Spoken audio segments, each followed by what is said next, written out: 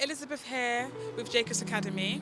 So we're here for Knife Crime Awareness Week, an initiative by Ben Consider Trust. So we was invited here by Brent Council today. They had a victim support workshop. So we came today to discuss the work that Jacobs Academy are doing in the community, and we're also here with... Hello everybody, my name is Michael Railton and I am here on behalf of Ofcom. In Ofcom I hold the lead for the weapons portfolio, and just fast forward a couple of really interesting things around how we're supporting Knife Crime Awareness Week and also where we currently are with the Online Safety Act. So as of now, we have published our illegal harms statement, and what is in that is everything that the services, in-scope services, so your search services, user social media services, they have now got legally binding duties to protect online users from illegal content.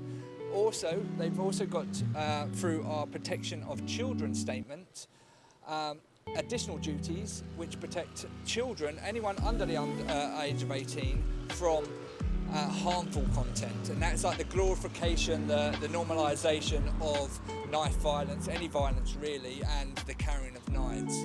Two really interesting pieces, and the reason why I came here today is to really bring policy out into the communities to make sure that you know that you have a voice, that our youth have a voice. I really want to stand by what when I jumped to Ofcom, I stood by a vision that we would be a regulator on behalf of the UK populace, not for them. And if the only way that I can actually succeed with that is that I'm getting out in the communities to make sure that you know that you should be consulted, you can be consulted, and that you have a voice in this and you have a steer at this next biggest chapter of the online space. So that's me in a nutshell. Please connect. Happy to connect with anyone.